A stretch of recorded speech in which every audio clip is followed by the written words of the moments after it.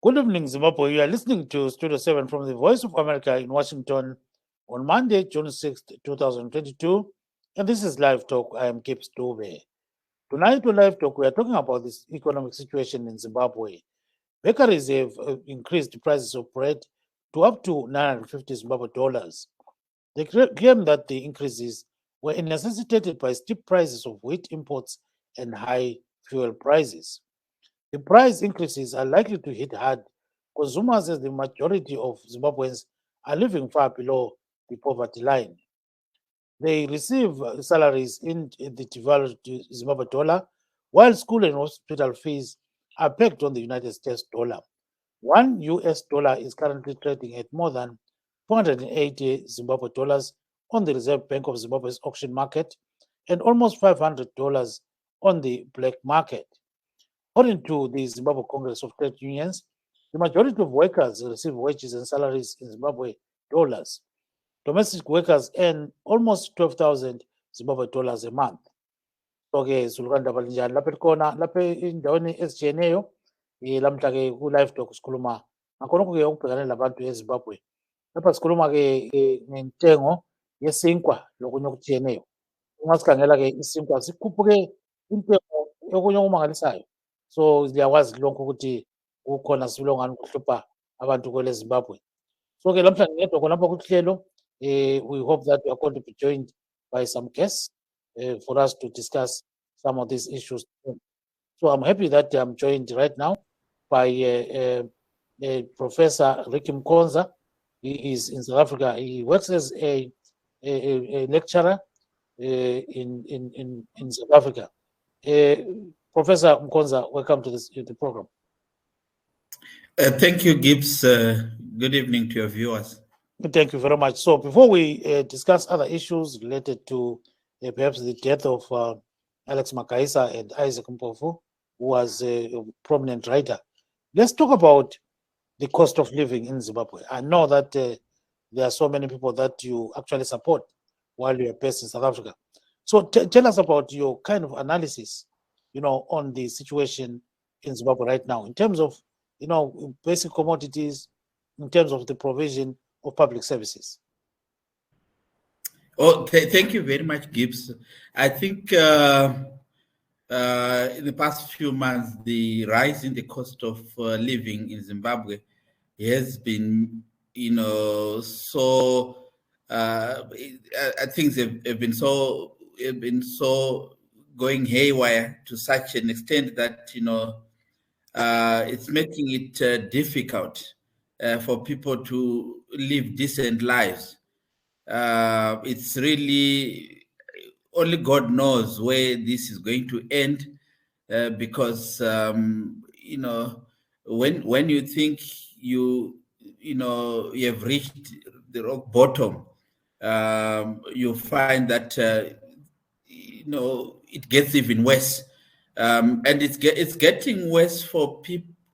It's this situation. What's bad about it is that whether you're employed or not employed, it doesn't make much of a difference. People are just it's just bad for everyone. In fact, it's worse when you're working for government, because people see you going to work every day, but your life, the quality of your life that does not really inspire confidence on those that are not working, on those that are growing up. So it's really a bad situation. Prices are going up, and the income levels are not rising. We don't know where it is going to end, but things are bad. What is the problem? I think it's the Zimbabwean problem is it's quite a broad one. In my opinion, it starts from the politics. The politics is not right, in the sense that there is no confidence in the political system. Now, when you have such a situation, you then have an economy that comes, an economic system that is not stable. It may be stable for some, few months, for some few weeks, but then, because people don't have confidence, they don't have trust in the systems. You have, things just going haywire. It appears the center is not holding. The center is not holding. We have a government, but the government is not providing that conducive environment that allows for stability, whether in business or whether for social life. So that's what I think would be can be seen as the problem in Zimbabwe. Yes, now I joined by Dr. Simba Mavaza of Zanu PF. So hold on there, Dr. Professor Mukonza. Dr. Mavaza, welcome to the program, sir. Thank you, Gibbs, and welcome, Zimbabwe. Thank you so much. So we are continuing with this discussion on the cost of living in Zimbabwe and what really is going wrong or right in the country. So give us your take on exactly what's going on. As we have been saying all along, yes, the cost of living has gone very high, which is quite a challenge. But if we look at it this way, the effects in Zimbabwe per se is only on our Zimbabwean bond or Zimbabwean currency. That's the one which is actually being eroded by inflation. And but otherwise, the price of things is not going anywhere, because if you buy in the US dollars, it remains the same price. It goes high in Zim dollars. But yes, it affects the people who are paid in Zim dollars. But while we look into it, it's not only Zimbabwe which is going through this turbulence. The economic turbulence are all over the world. People are struggling. Some countries are really struggling. But that's not an excuse. As I've said, the Zimbabwean government is trying its best to find ways of cushioning its people because of these things. We are people who had suffered firstly from the COVID pandemic, and then we come into this Russia-Ukraine war, which has actually shook the world economically. And these things put together, and our weak economy, it's difficult for us to survive or to remain unscathed. But yes, we have no excuse to give, and I can say to you today, the government is doing the best it can to make sure nobody dies of hunger. Everybody will be catered for. We are making arrangements for food to be ready, and parents to be assisted in paying fees, school fees and exam fees. So nobody is going to be disadvantaged as long as our government promises what they've promised. They are planning to gather things to make sure the country will survive these difficult moments. But vanhu vanoti government yamunanga kwayatadza mudara vanoti yadaza chaizvo haisi kugona zvairi kuita ndiyo nyaya yacho ipapo. Vanhu vanogona kutaura zvavanoda nekuti havanzwisise kutonga. Kana uri panyanga uriyo uri kutonga unonzwisa dambudziko because upenyu hwevanhu zviri mumako mako. Munhu wese haungamufadze nguva imwe chete. Hongo variko vari kurwadziwa, variko vanofunga kuti vangaite zviri nani. Asi chokwadi hakuna chiri nani chinopfuura chiri kuitwa naBaba Mnangagwa. Hurumende yaMnangagwa yaita zvakanaka zvakawandisa. Nyaya ye-cost of living iyi haisi nyaya yekutadza kutonga kwehurumende. Inyaya yarova pasi rese. Kwese kwatiri kuna vanhu vari kutambura, petrol yakwira, chikafu chakwira, mafuta mingrendi aratoshayika muzvitoro, vamwe ari kuwanikwa zviri kudhura, mapuraizi angokwira. Wakaenda ne100 pounds haichazadza troli. Kudhara waita 100 pounds wozadza troli. Saka dambudziko tinaro in each and every country. Recession ne-economic depression iriko, and haisi blame yemunhu one. Inyika yarohwa necoronavirus, ndobva yarohwa nemonkey virus, ndobva yarohwa nehondo yeUkraine yekuti chikafu nepeturu chaibva kurussia hachauya, gasi rakukwira maprizes, peturu yakukwira maprizes. Saka hatingangoti hurumende yatadza kutonga nekuda kweevent regore rimwe chete. Saka tikabatana senyika, we can go through our difficulties and go through them and we can win. Yes, Professor Mukonza, I think you are hearing what Dr. Mavaza is saying. But Maruti, ka government kamnangagwa. That's how they put it. Ka government kadadza pamkosi. Tinotenda mukoma Dube hongu ndanzwa zvataurwa nachiremba vataura, asi indofunga kuti hurumende inopinda pachigaro kana kuti inowanikwa iri pachigaro kuti ingopa zvichemo nekuda kwekutadza kwairi kuita kutonga. Handifungi kuti hurumende inokodzera kuramba ichitsigirwa nevanhu, nekuti vanhu kana vachiisa hurumende pachigaro vari kuisa hurumende kuti vabatsire kuti upenyu hwavo huite zviri nani. Asi tikatarisa hurumende yavamunangagwa, hongu pane atingati mafactors abatwa nachiremba ari kuafecta nyika dzese, asi mafactors aya akaita sehondo Ukraine, COVID-19, mafactors aya ari kuuya achiwana hurumende nezveupfumi zviri pakanyangara kare nekuda kwenyaya dzekutadza kutonga. Saka tikanzvenga ipapo hatifi takawana mhinduro, hatifi takawana masolutions kumatambudziko atinawo. So tinoda kutanga tagadzirisa nyaya dziri kukonzeresa kuti zvinhu zviminame munyika yeZimbabwe, nyaya dzecorruption, nyaya dzekusaremekedza mutemo nevamwe vanhu, pane nyaya dzakawanda dzinogona kungogadziriswa nehurumende yakanaka. Tozoenda kune zvimwe zvekuti tinoti hurumende yedu hapana chaigona kuita. Saka isusu chatoda kuona ndechekuti hurumende yaita here, yagadzirisa here zvainofanira kunge ichigadzirisa. Ngatitarise muenzaniso wenyaya yatiri kunzwa kuSeat of Harare yetenda inongouya yoda kutora mari kuSeat of Harare, mari yakawanda zvekuti nesu tese tinongoshamisika kuti chinombova chiko ichi. Zvinhu zvaunongoona wega kuti nyangwe tikati pane zvimwe zviri kukonzera, asi tine zveduwo zvatiri kukonzeresa isusu semaZimbabweans. So now, what we're saying here is there's a very big problem. Can we pinpoint exactly where the problem is, Professor Mukonza?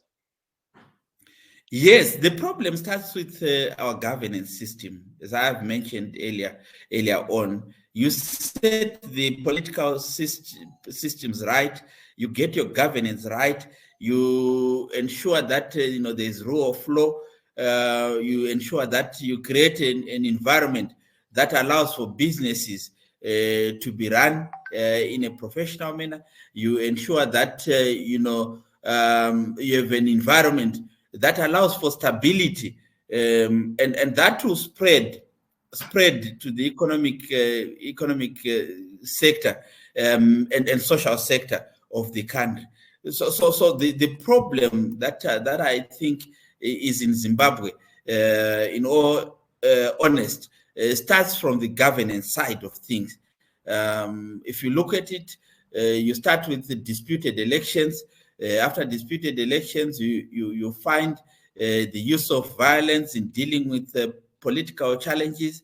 You find also failure to respect institutions. You find cases of corruption. So these are all governance-related issues. And I think until we are honest enough as Zimbabweans to say to ourselves, there are things that we are not doing right, and there are things that that are within our control, that we can do right, before we begin to pinpoint certain things certain factors that are external, we will not find solutions to our challenges.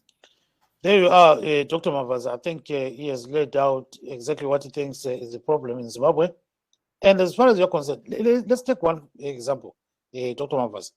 Bread today is, 959 Zimbabwe dollars.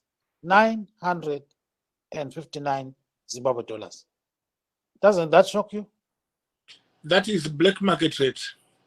No, in fact, proton is not black market. It's something that is being sold openly in Zimbabwe. It's actually shocking because those who control the rates, if you notice, the governments cannot control the rates.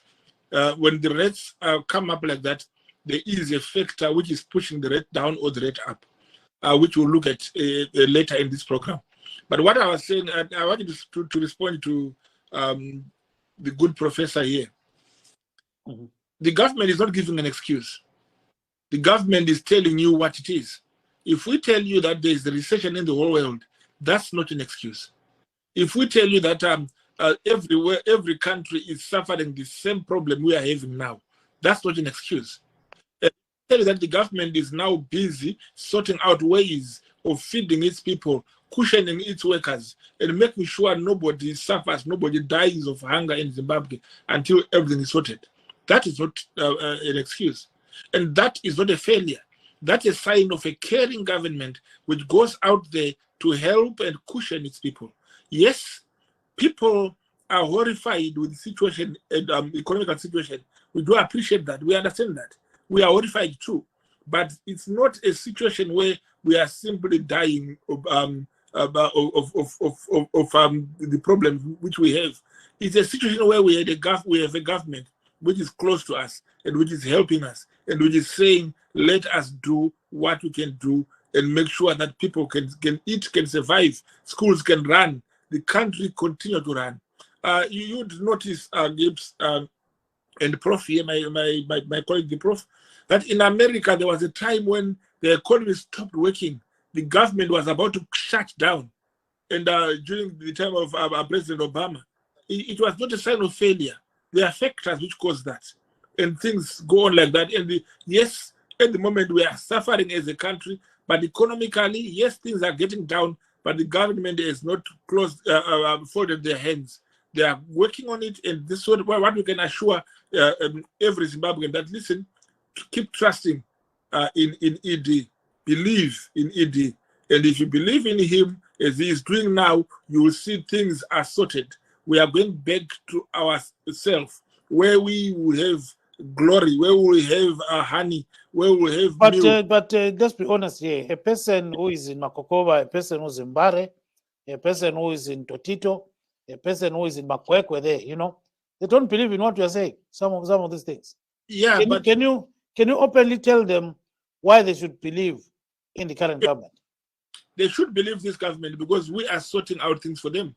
Things would have been worse without the government intervention. And we are saying the government has intervened. Now the government is cushioning.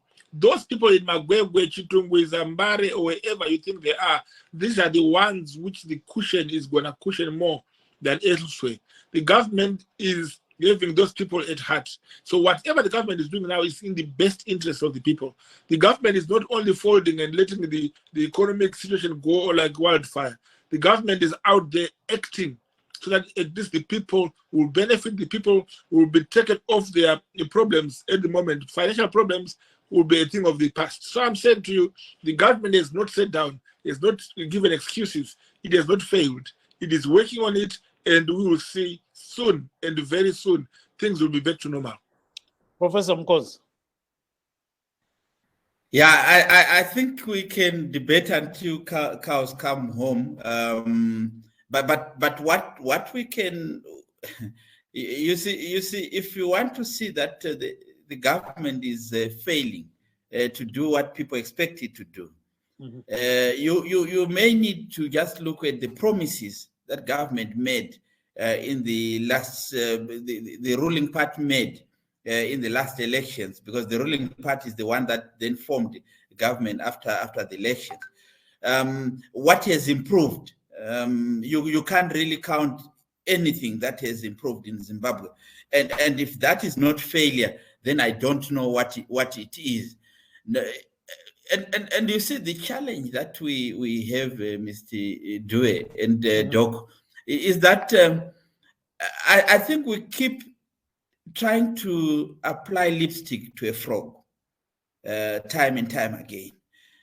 We don't want to face reality and really say where is the problem and how can the problem be really solved. So we keep saying, no, the government is trying, the government is, it could have been worse, so that we do not really face and hold the government of the day accountable, to say, no, there are things that they are not doing well. The life is getting tough for people across the board, and nothing is really moving, and I think government must own up and begin to say probably we have failed, and be honest to the situation that we have. But at the end of the day, people will say, okay, Professor Mukonza is criticizing the government, but what is his solution to the present crisis? What can Zimbabweans do on their own, to mitigate against this crisis? I've already alluded to some of the things that need to be done. We need to govern each other properly. We need to ensure that we manage our resources properly. I mean, if we are to account for all the mineral resources that are in the country and ensure that they go through the formal channels, if we are to stop corruption that is hemorrhaging the economy, if we are, there are things that can be done before we begin to blame outsiders. So those are the things that we need to start doing before we can, if we abide by the rule of law, ensure that nobody is above the law. Those that would have gone against the law are they face the consequence management. All those things are not, you don't find them in the Zimbabwean governance system. And I think that's where, Mr. Dube, that's where we need to start. Because when you have a weak governance system, then it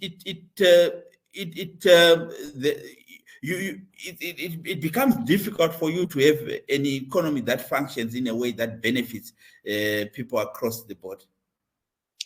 Yes, hold on there. We are joined now by Mr. Msongelwa Ndlovu. He's the spokesperson of the Zimbabwe African People's Union, Zapu. Welcome to the program, Ndlovu.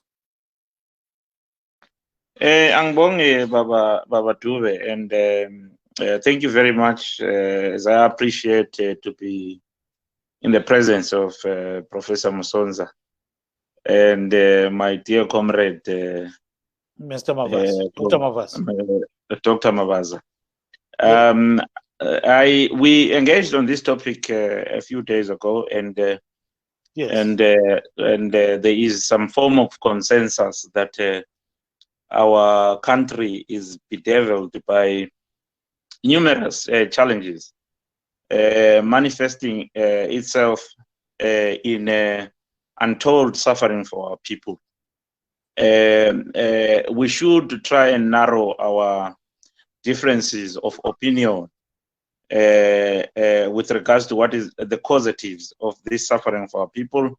My brother, comrade Dr. Mavaza, can I think we agree that there are problems, but he would want us to believe that these problems are global. These problems are related to recession and stuff like that. I think Zimbabweans must understand where he is coming from, and it's unfortunate that as Zimbabweans, as patriotic as we are, including Dr. Mavaza himself, we are training our minds to gloss over failure and try and use propaganda to define our suffering and decorate it through long and winding statements. The truth of the matter here is that we have a governance problem in our country. And this governance problem did not start now. It started a long time ago. And what has made it worse is where, like Professor Msongelwa has said, where we don't own up as a people and say, here we are, we have a problem. And we look at the problem as mature people, as patriotic people, to try and find a solution, if not for ourselves, at least for future generations. And say we're leaving a legacy for our children and their children of a better country that they can rely on. What is happening with our colleagues in the governing space is that they have trained their minds, trained their resources to defend and gloss over these glaring failures. Before 2017, when the coup was effected on the Mugabe regime, the people, the proponents of the coup, were very clear. And most of them are in government today. They were very clear. They have said if a government has been in power for 20, 30 years and still blames failures on sanctions, it means that that government is failing. If you are in government, you go to elections, you contest in elections and promise to deliver for your people. You do not immediately after winning those elections start finding scapegoats. And that is what ZANU-PF is doing right now. They are finding scapegoats, and they've perfected the art of finding scapegoats. Chris Msongelwa is on record.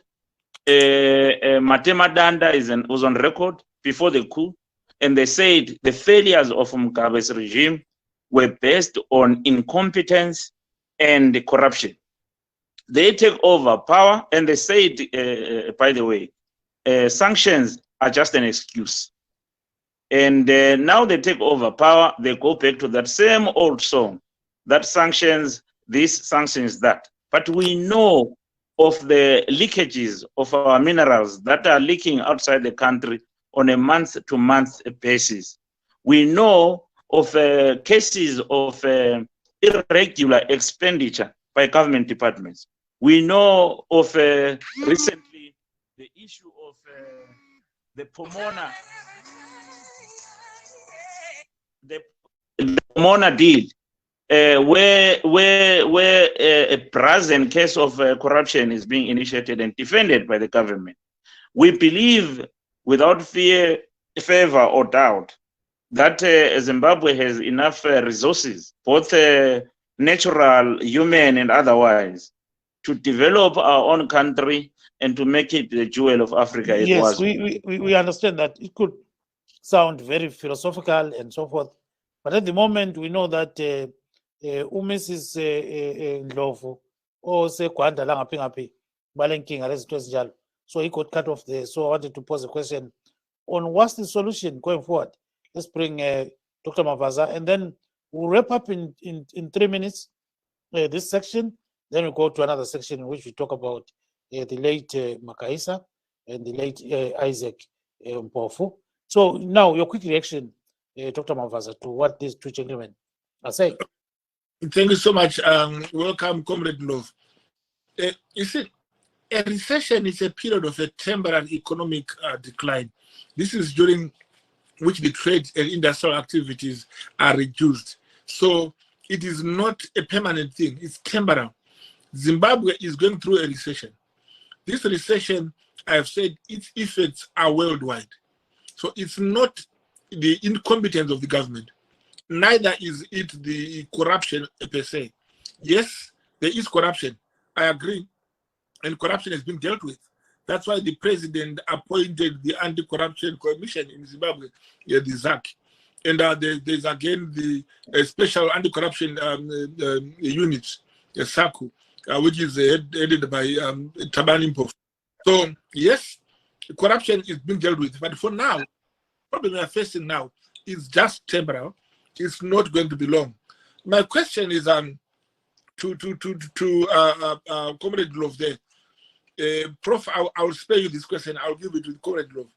Why is it that we always go through a recession when we are towards elections? Don't you smell a rat?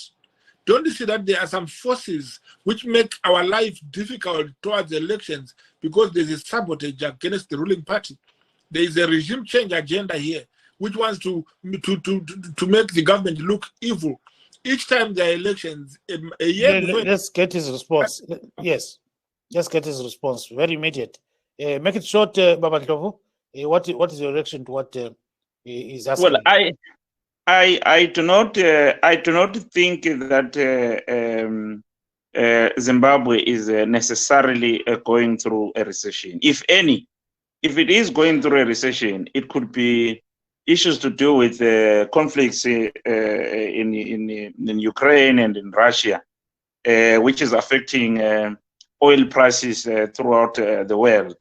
But what we are witnessing in our country is worse. And no, I think he got cut off there. So now I think you come back, then we continue that kind of discussion. Let's turn to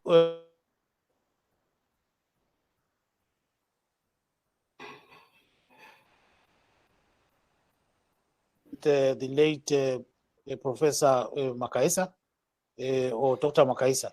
So tell us a bit about him, because somebody was telling me about what he did one day, when you were at school, when he went to the podium and recited the Bible from his head, on a certain verse or certain verses that were of the day.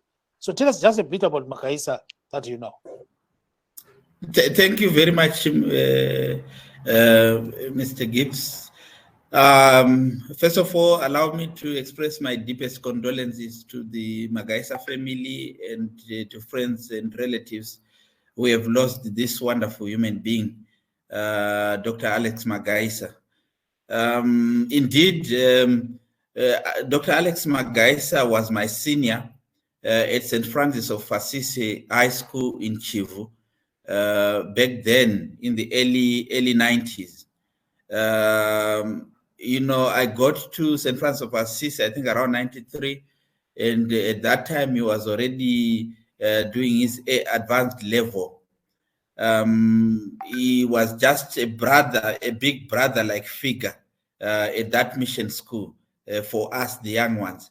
Now, referring to the incident that you mentioned, where he recited Bible verses without, opening the Bible itself.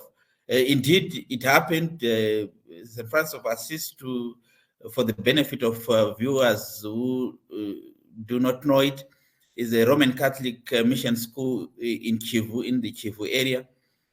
So we had those mass, afternoon mass services, where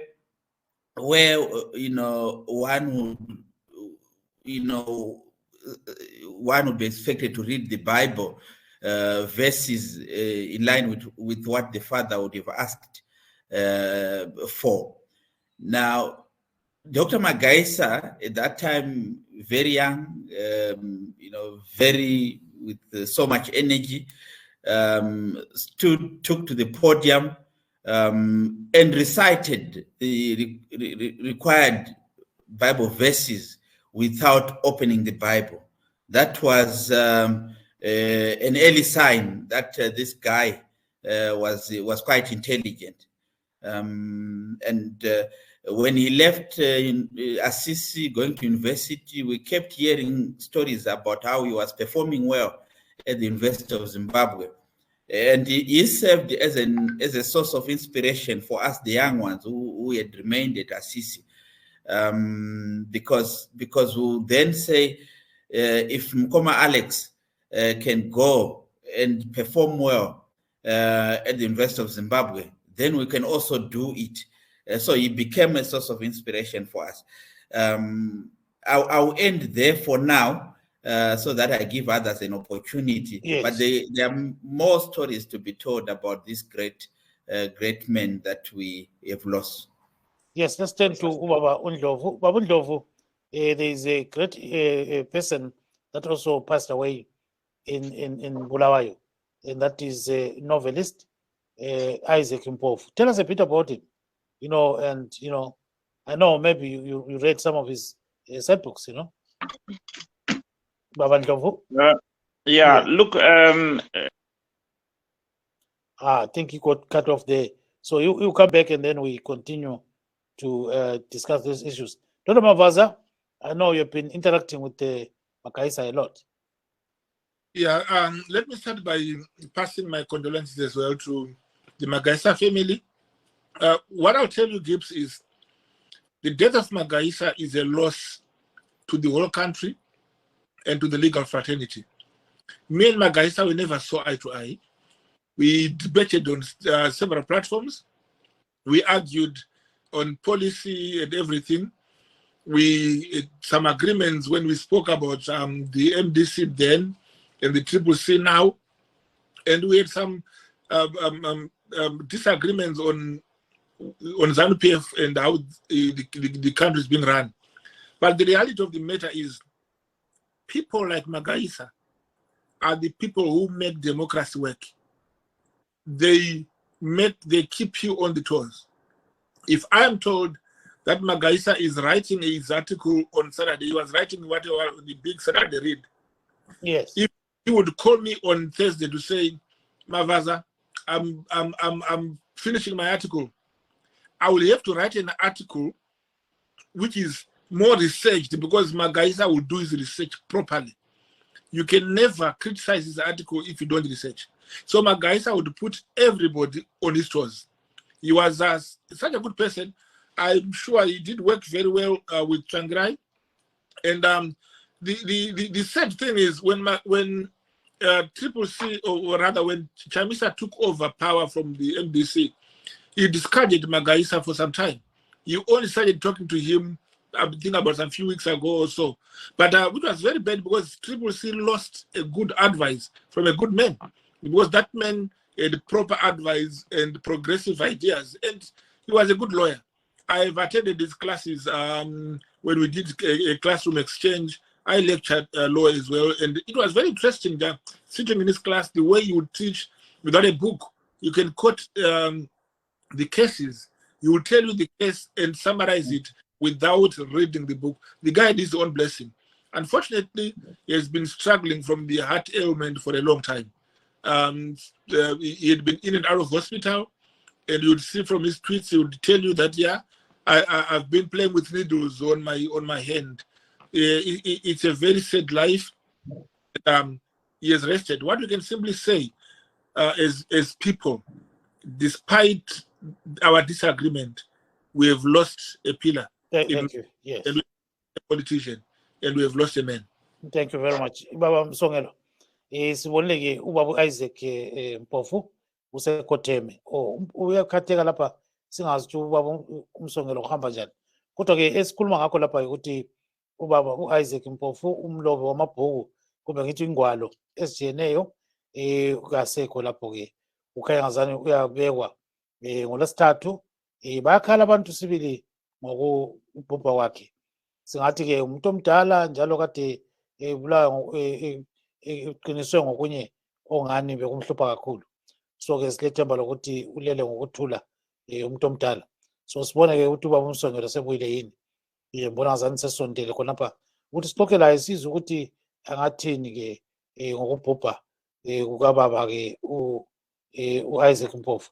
Qhubeka khonapha ungakakhatheki baba Ndlovu ngamafutshane khonapha. Yeah, bengithi mina ubaba uMpofu is a cultural hero ngoba usebenze kakhulu eselusa egcina imbali lesiko lesintwini ngokubhala ingwalo zakhe ezithe ukuthuthukisa uZulu lomthwakazi omuhle. Uliqhawe lamaqhawe, njalo simfisela ukuthi alale ngokuthula. Kodwa-ke asiyedwa yena ubaba u-Isaac Mpofu ohambileyo. Thina njengoZapu silahlekelwe ngubaba u-chairman retired Colonel Mark Nzula Mbayiwa okhotheme laye ngendlela efanayo leka ubaba Yes, indlela efanayo leka baba uMagayisa sithi njalo ubaba uMbayiwa laye ekalale ngokuthula. Ubaba uMbayiwa uliqhawe lelizwe walwela ilizwe ekuhlangothi lwezebra. I've also had an encounter with Dr. Alex Magayisa, not personally, but through his big Saturday read. I have not missed an article, and I have always made sure that when he engages publicly, I try as much as possible to follow him. Zimbabwe just lost an intellectual giant. Zimbabwe lost a very patriotic son of the soil. Zimbabwe is poorer without someone like Alex Magayisa. It is very sad that we are losing such young, talented Zimbabweans, but as we lose them, we need to reflect on the fact that most of them are dying in far away countries, having left their own motherland because of the same problems that we are dealing with. As much as we decry the fact that they are outside the country, like Professor Mukonza is, we must also reflect on the simple fact that they are developing people and countries outside our own country, leaving our country poorer again in terms of developing our human resource capital. So as we lose the best brains, Professor Mukonza, Dr. Magayisa, and even Dr. Mavaza himself, we lose these brains, but we don't only lose them, we also are poorer because our children are not benefiting from it in Zimbabwe. We need to reflect in these things and make sure that as we discuss the future of our country, we correct this thing. Yeah, ngicela ukufaka ngesintu khona okwesibili ukuthi ubona njani lokulahlekelwa ngabanye abantu laba abanjengoMagayisa lo baba uMbayiwa khonapho nje ngamafitshane ukuthi cha nje. Yeah, ngithi mina iZimbabwe ingabe ilahlekelwe kakhulu ngoba thina uchairman wethu ku-presidency yethu eZapu besifisa sibili ukuthi kube lo muntu oyizipra and ubaba uMbayiwa obe olilunga lezipra. Silahlekelwe kakhulu la ngobaba uMpofu, kodwa la uMagayisa kumele sinanzelele ukuthi uMagayisa ube ingcwethi yokucubungula zepolitiki, yokucubungula zomthetho, ngumuntu osebenze kakhulu ku-GNU. I-GNU eyaziwayo ukuthi ibumbile ilizwe for a brief period, and la bephetheke lapho ku-ofisi ka-Prime Minister uMsongelwa. Ukuthi alahleke khathesi yinto edabuka inhliziyo kakhulu, kodwa bengithi mina nxa ukuthi sikhangele impilo yamadoda lawa, asikhangeleni abantwana bakuZimbabwe ade kumele bebe esekhaya bethuthukise ilizwe labo, kodwa sebesabalele ngemihlaba yonke bezama ukuphila. Nangu Dr. Mukonza la akakho ekhaya, uMagayisa akekho ekhaya, uMavaza akekho ekhaya, everyone lami nginje angikho ekhaya. Kusele bani ke pho ekhaya? Kusele lawa masela, izikiwi, ababulali abathi nxa singababuza ukuthi asenzeni silungisa ilizwe, bayalaba bomisa amakhanda bathi thina asikho patriotic. Bona yiba abalolwazi, ulwazi labo kodwa asiluboni lusiphathisa ngani. Yeah, what to say, Professor Mukonza? Professor Mukonza, go ahead, sir. I think we've heard what the other colleagues are saying. Oh, yes, and I want to concur with my brother, Ndlovu, in what he's saying, that when you lose such brilliant minds being, abroad, not by their own choice. I know for a fact that Dr. Magayisa really wanted to come back to his home country, but we know that the prevailing circumstances do not allow minds like his to survive and to thrive without being harmed, without being in danger.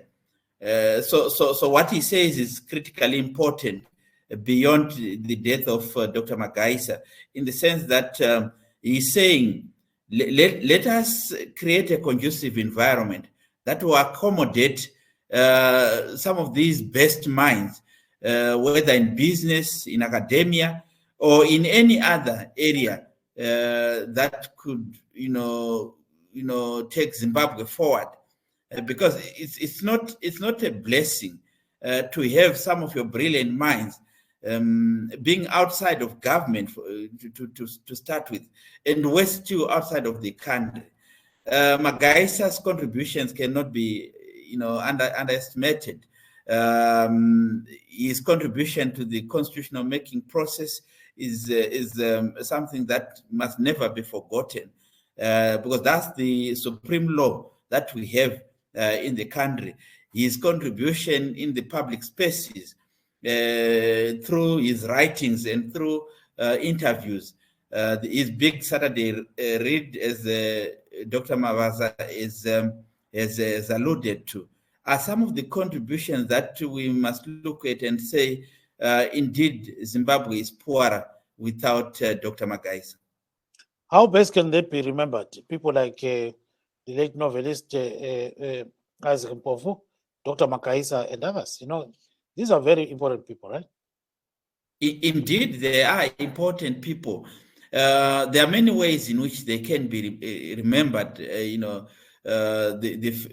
Probably one of the ways that we remember people from big ideas like Mavaza, like Isaac Mpofu. We could have memorial lectures named after them, where people try to, first of all, understand what were they writing about, what were their views about life. Here in South Africa, where I am, there is a memorial lecture named after a certain quiet writer called OK Matsipe, who died a long time ago, I think in the 70s. But there is a lecture where people, come together every year. It's facilitated by UNISA. People come together every year to have that lecture, where they interrogate his ideas and see what could we have said in relation to the problems that South Africa is facing today. I'm challenging universities in Zimbabwe and research institutes to see what they can do for these, gallant sons of the soil, Mr. Isaac Mpofu and Dr. Alex Mavaza, and see how best can we have lectures that are done annually, just to make sure that their ideas don't die with their mortal bodies. Yes, let's hear what Dr. Mavaza can say about, keeping the spirits of these people alive, how best this can be done. Dr. Mavaza, go ahead, sir. Each person has his own speciality. I think in their speciality, there should be always some remembrance. We should have a monument, not necessarily a physical monument, but we should have a hall of fame where those names are plugged, where those names are remembered, where we are told what they are doing. Like in Kenya, they honor Ngugi wa Thiong'o. Even now, he's 84. They still talk about him. He has no political affiliation, but he had cultural affiliation, which made him proud. People proud of him in Kenya. Dr. Mavaza, as I had said, his department of law, where he was lecturing, they had felt the gap already. They feel his absence already. And I'm thinking, yes, if he was teaching at the UZ, I'm sure the university would have probably adopt him and name one building after his name. I think probably in these issues, if we put our politics aside, we would have to honor him in one way or the other, because he's indeed an honorable person, regardless that we'd never agreed on our political thinking. But as Zimbabweans and on democratic grounds, he was a good man. And I still believe that his death does not mean anything. It simply means he has rested, but his life, his legacy remains physical. We still have him in actual fact.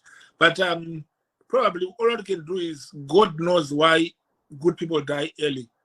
We cannot dispute with God, but we can simply say you will comfort the family in your assistance. But yes, Magaisa, he was a good lawyer and he was a good teacher and he was a writer. So we really have lost as a country. We have lost. You see, one more thing before you cut me off. Yes. In our political differences, you can never become a good politician if you are alone. You need the opposition around you.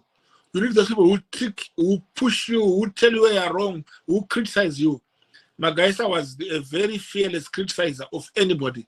And his criticisms were so constructive, to an extent that you can change your life, you can change the way you're doing things. You can even be ashamed of what you have done and try to find a way of correcting it. So thank you. Yes. With more position like Dr. Magaisa. Thank you very much. Let's turn to Ubaba Msongelwa Ndlovu. So do you think that the government of Zimbabwe can allow a situation where you can have a lecture about Magaisa, a lecture about Isaac Mpofu? Do you think that can happen? Or here, gentlemen, we're just wasting our time in terms of talking about, things that will never happen? Look, government, in this digital era, Professor Mukonza will agree with me. The government cannot stop that. We can have one online, and honor these heroes. So I agree with both Dr. Mavaza and Professor Mukonza. There must be ways of honoring these departed sons of the soil. But I believe that the biggest honor we can give them is to work together as Zimbabweans and find lasting solutions to our problems. Yes, I think he got cut off there. You can continue from where he left, Professor Mukonza. Indeed, what Ndlovu is saying would be the greatest honor that we can accord to these departed brothers, because we know what they wanted. I know for a fact that Dr. Magaisa yearned for a new Zimbabwe that was characterized by, by a different way of governing each other. The best way to honor him and Ubaba Mpofu, I'm going to look at his literature. I had not heard about him. I'm going to try and find his literature. But I think we need to ensure that we get to realize their dreams, because they wished well for their home country, for Zimbabwe. So, and it's possible that we can make what they dreamt of, they were dreaming of, become a reality. And I'm sure in that way they will be able to rest in peace. Yes, so my question was, suppose the University of Zimbabwe wants to have a public lecture on Magaisa, for example, at a theater where you have students of politics gathered, and they listen to whatever somebody is going to say about Magaisa. Won't there be any police around there, to say, what the hell are you doing there? Professor? I think, judging by the behavior of the current government, that's a possibility. The current government does not inspire confidence that we can have a civil political discourse, especially that involves people with views that are divergent to that of theirs. But as you would be aware, Mr. Gibbs, governments come and go. It is the state that remains.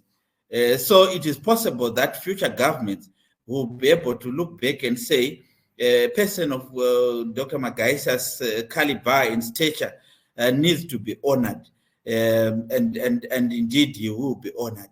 Because what he did, what he represented, is still, you just go on social media, you can see how he was able to occupy, important spaces, and he was able to represent the views of the ordinary people, and I have no doubt that while he is gone physically, I think people will always remember him in their minds.